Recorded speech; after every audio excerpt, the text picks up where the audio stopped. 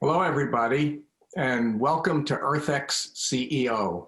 This is a weekly series on EarthX TV, and each week we speak with business presidents and CEOs about their leadership on sustainability and climate change issues. I'm Bob Perciasepe, the president of the Center for Climate and Energy Solutions and the host for today's show. With us today is Jamie Gentoso. Jamie is CEO of U.S. Cement at LafargeHolcim. And this is a very big operation in the United States and part of a larger operation globally with LafargeHolcim. In the U.S. alone, I believe there's over 3,000 employees, 13 cement plants, and over 100 distribution terminals. Jamie started with Holcim, and as the industry continued to grow and consolidate, has remained in this leadership position, starting in 2018. Jamie has a bachelor's degree in engineering and a master's degree in business administration, and has spent quite a bit of time in Ann Arbor, Michigan at the University of Michigan to accomplish those two things. So welcome, Jamie. Oh, thank you for having me. I really appreciate the opportunity to be here. To talk about what LafargeHolcim is doing, the cement industry as a whole, and maybe change some perceptions about the industry. Wonderful. Well, we'll get into that shortly, but whenever I'm talking, and you and I think have had a chance to do this before, whenever I'm talking about this industry and its importance, which we will get into, I often ask right at the beginning, and this is coming, what is the difference between cement and concrete? Because I think we have a very mixed audience that will be watching this. And I think it's important for people to understand what those two things are. Yeah, so there's a huge difference between cement and concrete. So cement is a powder, and it's actually what we make in our facilities. And you take cement and you mix it with aggregates, sand, and water, and sometimes some special chemicals to give it special properties. And that's how you make concrete. And concrete happens to be the second most consumed product in the world next to water. It is one of the best building materials that are out there. It connects us, it shelters us, it gives us clean drinking water. So it's literally impossible to imagine a world without concrete. It touches your life on a daily basis. So a life with concrete, not a life with cement. I would challenge you to build a building out of cement. It would just blow away. So concrete is the actual material that we all see and feel every day. Well, thanks for making sure that we're all aligned on that. And I think it's an important distinction because, you can't do one without the other is another important part of this. And so the other important part, particularly for our conversation today, is the making of cement and then the concrete has with it energy demands, materials demands, and as we might expect, greenhouse gas emission impacts. Globally, maybe 7 to 8% of global greenhouse gases. In the United States, I think it's between 1 and 2% of our greenhouse gas emissions. Either way, or no matter how you look at it, all of these businesses around the world are looking at how they can reduce their carbon footprint. And LafargeHolcim U.S. Cement is no different. And Jamie, one of the things I want to get to right away in our conversation, other than cement and concrete, is the net zero roadmap that U.S. Cement is part of in the LafargeHolcim family, and where that is leading you all and what is involved with it. Yeah, so if I could back up and talk a little bit about the manufacture of cement and why we have a CO2, issue. So the fundamental raw material in cement is limestone. So about 75% of the makeup is limestone, which is CaCO3.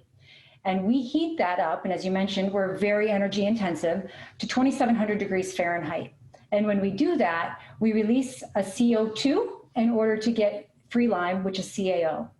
So in the end, we have what we call process emissions, which are fact of life emissions for the manufacture of cement. We will never get rid of them as long as we use limestone. And then we have combustion emissions. And those are the emissions related to heating it up to 2,700 degrees. So as we look at ways to reduce our carbon footprint, we look at both sides of that equation, the process emissions and the combustion emissions. So we are doing many things, amongst, to start at the very beginning, I guess, first, we've invested over the last 10 years, almost $1 billion in our operations in order to modernize them. So this means that we are moving from the older, more energy intensive kiln lines and such over to less energy intensive so that we are using less fuel in the manufacture. Also, another fundamental part of our business is the use of waste materials.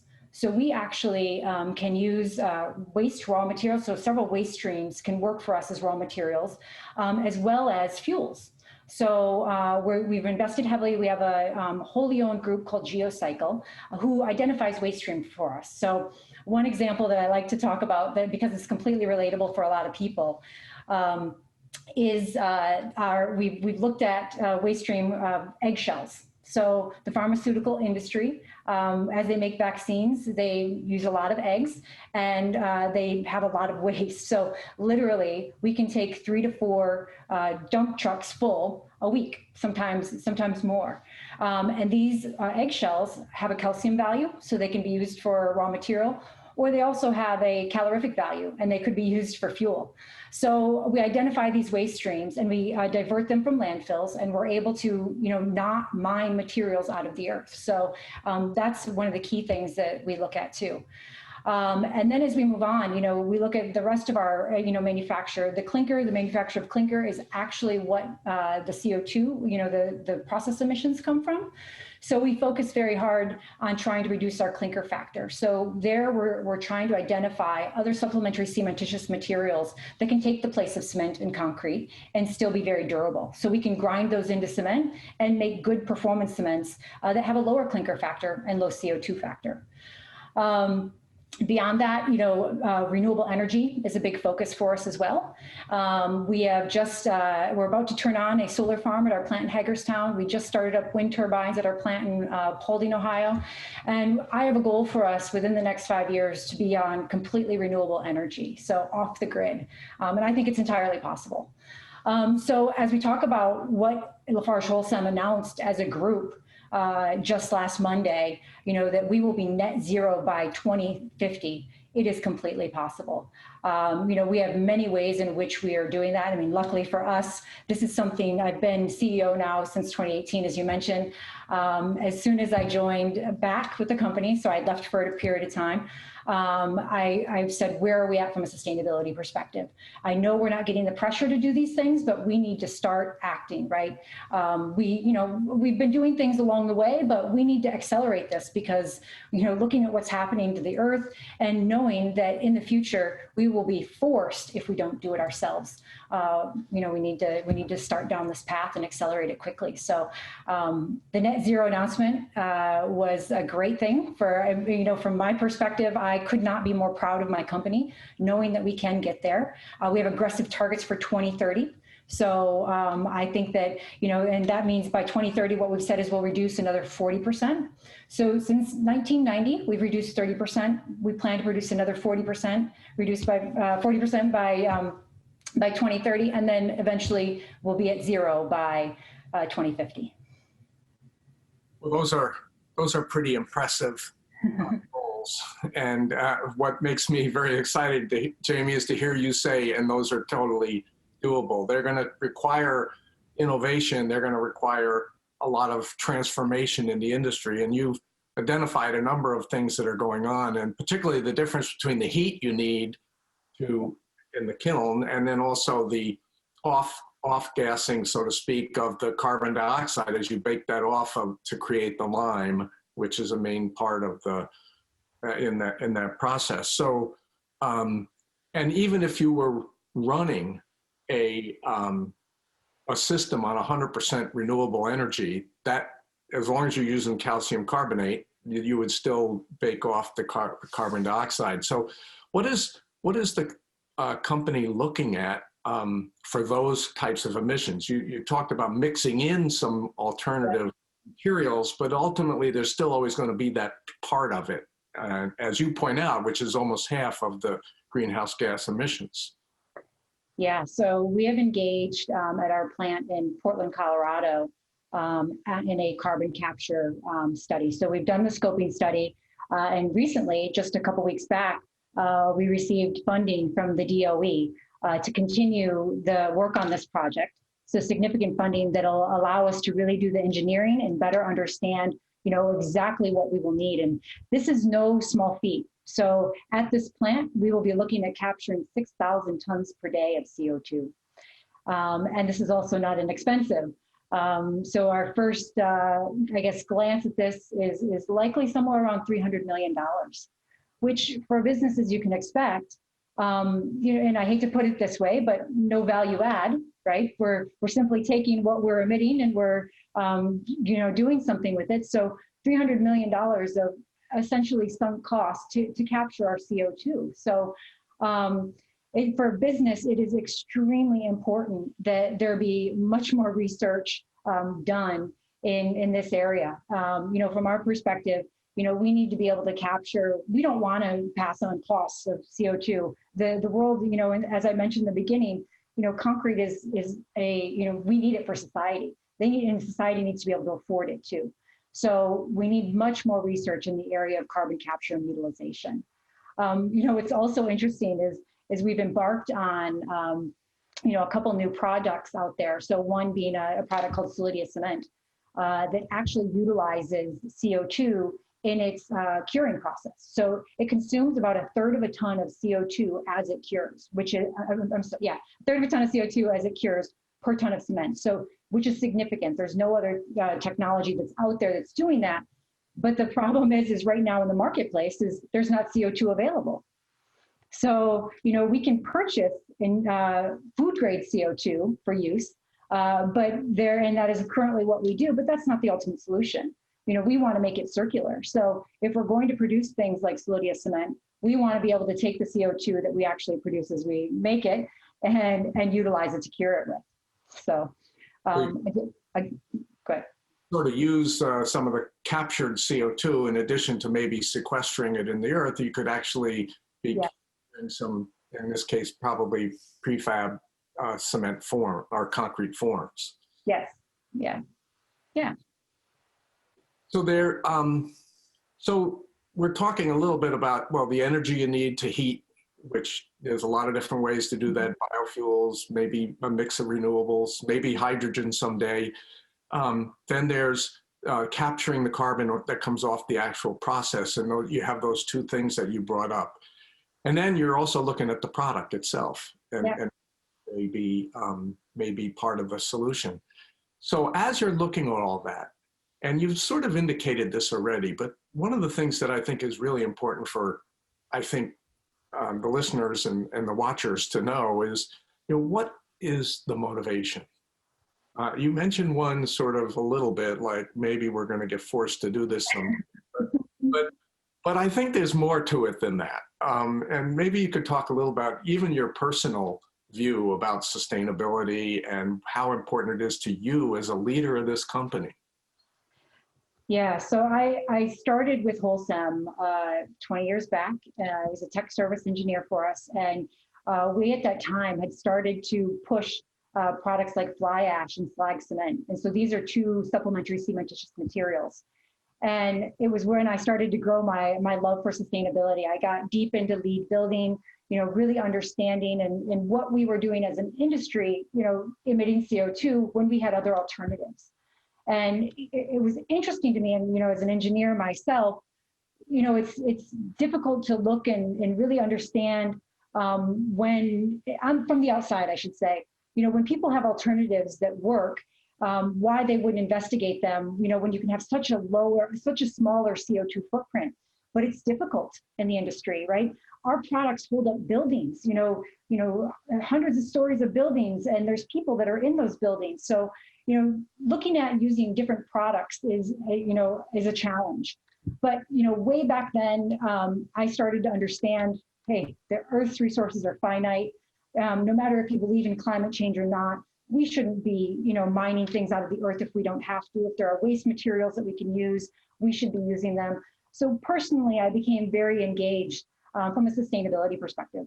Even, moving on into the chemical side of the business, realizing that we could really make a difference by having good chemicals that provided great properties to concrete that allowed us to reduce the cementitious element within concrete. So I guess throughout my career, I've been really engaged in, the sustainability aspect. And again, just the thought that the Earth's resources are finite, and that if we don't have to, if we can reuse materials and use less cement and emit less CO2, that we just should, right? A personal responsibility type thing.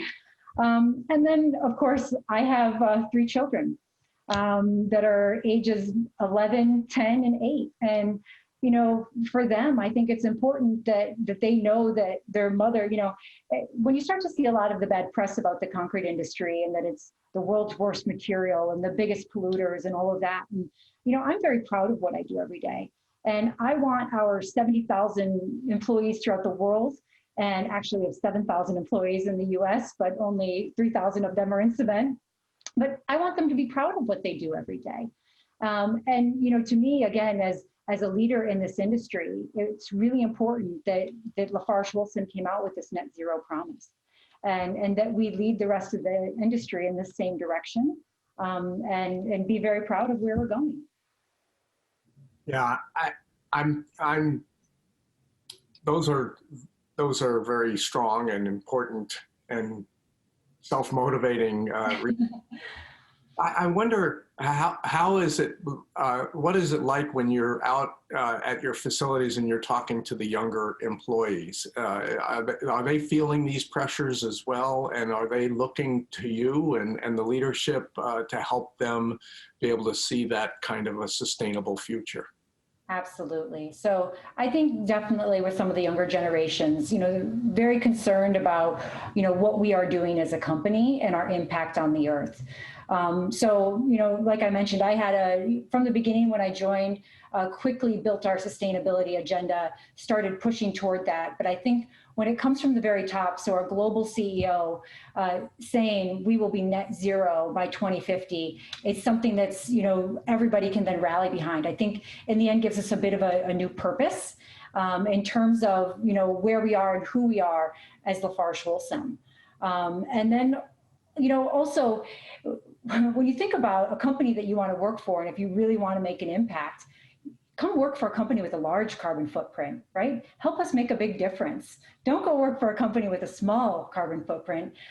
Because I think in the end, as we look at, you talk about we reduce 30%, we reduce 40%, and then it's that last bit that I think is going to be the most difficult, and that we need the best people working for us to help us get there. Well, kudos for that kind of thinking and the pushing forward. So we've talked a little bit about what you're doing perhaps in Colorado and how you're viewing this personally, and also, the pride you and the employees have in the materials they're producing to help society, have homes and businesses and roads and playgrounds, all these things where we see cement being used to make concrete. What kind of public policies do you see being able to help? We often used to think about public policies that would be out there just telling businesses what they should be doing. Here, we have a situation like yourself and LafargeHolcim and US Cement, where you want to reduce your carbon footprint.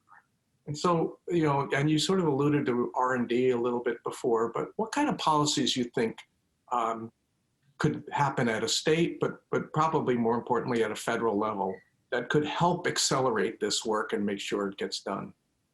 Well, I'll talk about these things, and perhaps not in any order, but you just mentioned one that's really important. So you mentioned federal versus state. We operate in 43 different states in the United States. So having a single policy that we operate under is really important from a business perspective. The other piece that's also really important from a business perspective is certainty. So, you know, as we talk about having any sort of policy in place, it's really important from a business aspect that it be long-term, right? So we need certainty. If I'm going to invest $300 million at one of my facilities, I need to know that this is going to be policy that's going to be in place for a long, long time. The other piece is we are energy intensive, as we talked about, and we are trade exposed. So, you know, when we talk about we need to have some transition periods, you know, from the trade exposed perspective, we need to make sure that we are protected from importers and such. So, you know, many different aspects of it, but the economy-wide price on carbon is probably one of the things. And, you know, I do mention a price, and that seems probably would make most people shudder when you look at the amount of CO2 we produce. But if it's put in place in the right way, it's durable, you know, it's again, long-term, bipartisan, and we know as a business that we know the direction that we're headed, and it's, you know, we can plan for it. It can be something that I think will allow, you know, us as a whole in the United States get to net zero as well. So explain just a little bit the trade exposed part, because I think some people may not, you know, understand. I think in the United States we import, this is an educated guess here, Jamie, about 10% of our cement used in the United States is imported. Yep. So currently, yes. At one point at the height of the market back in 2007, 2008, nearly 30% of the cement coming into the U.S. was imported. Some of that also came from because we just don't have the capacity here in the United States. Because the building industry scaled up so quickly, the capacity wasn't here. And so, you know, importers, it was easy for imports to come in. But yeah, I mean, cement is a relatively cheap product, right? It's 5 cents a pound. And in the end, it's if you're importing ships of 50,000 tons, it can be economically viable in order for it to be imported.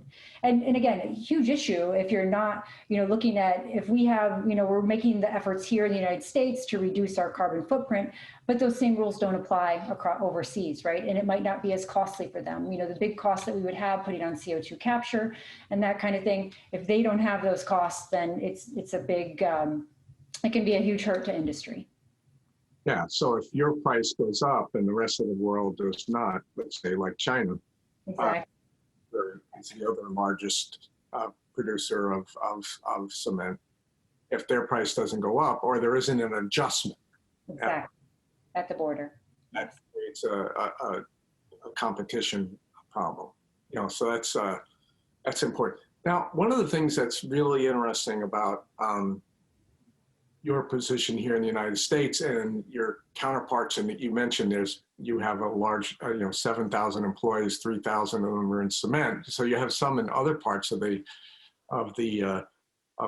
industry, the aggregates and other parts. But what happens, so you have a federal policy perhaps, and I couldn't agree more, durable, bipartisan, long-term to make everybody invest with appropriate as needed border adjustments. But the idea that internally, as you are coming up with products that have lower carbon footprints, and maybe someone else isn't, even in the United States, absent a policy, architects, engineers who are under pressure in their local locations, or from a person who wants this new big building, they want to make sure that the cement and the concrete that are in it are lower carbon, looking at the life cycle. Do you see that starting to have an impact in the country? And is there a way to get that better organized? Yeah, I think so. The demand for low carbon products from this industry's perspective is not quite there. So, I mentioned I started in the industry 20 years ago, and we're still having some of the same conversations. So in terms of trying to push performance-based specifications for concrete. So, there's a huge interest from owners and, obviously the architects and engineers that work for them. They want low carbon products, but sometimes it's not quite making it all the way down to the value chain. So we sell to typically ready mix producers, and ready mix producers then sell to concrete contractors, who then sell to a big general contractor, who then might have a contract with a construction manager, who then has a contract with the owner. So we are really far down the value chain. So, I mean, in the end, the interest from our customers is not there quite yet, but it's changing. And I think it's, from our perspective, it's our job to do a better job in educating them. So one of the things that we've done recently is we've embarked on putting environmental product declarations, so EPDs, on all of our facilities. So at all of our facilities and all of our products. So what these are is they're essentially nutritional labels for each of our products. And they say, this is how bad for you this product is, or how bad for the earth, essentially. And so from our side, we can start having really smart conversations about, it's better if you use this cement versus this cement, because you can reduce your impact. And I do think that, there will be more incentives out there. So for us, we are very engaged, with some of our local legislators, on the state side, and sometimes even the city aspect. You've got a lot of major cities who have made pledges to decrease their carbon footprint. They come to us and we try to tell them how. And 40% of our cement goes into infrastructure in some way. So if we can start, working with the local municipalities and states and that kind of thing, and educating them, they will start to demand the use of these products. So, in the end, we're kind of coming at it from all angles, and, looking to, because if we don't have the buy-in, eventually from our customer, but from the actual end user, everything that we do is kind of defeated in some ways. Yeah, I think that the more people start looking at some kind of environmental product declaration where there's some life cycle analysis and they can make thoughtful choices, I do think that that's an important tool, and it's good to know that you are starting to look at that. Well, Jamie, I think we're near the end of our half-hour conversation, and I think we've covered the landscape. I hope folks listening to this can see how dynamic this industry is and what a challenge it is, but challenge being attacked, by leaders like yourself. Is there any closing thoughts you have as we end this? I think from my side, one of the most important things is that people know that as an industry, the cement industry provides great value to society. We need to decouple the volume issue with the material use issue, right? I mean, this is a product, concrete, not cement, but concrete has the lowest embodied CO2 and lowest embodied energy of any building material. So it is the right material to use. And LafargeHolcim has committed to getting to net zero, and we will get there. We will need the help of policy, but that's our job to continue to work toward getting there.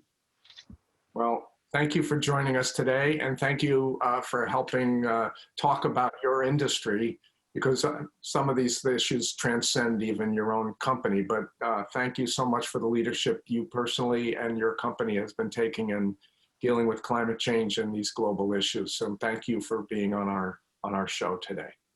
Thank you. Appreciate the conversation.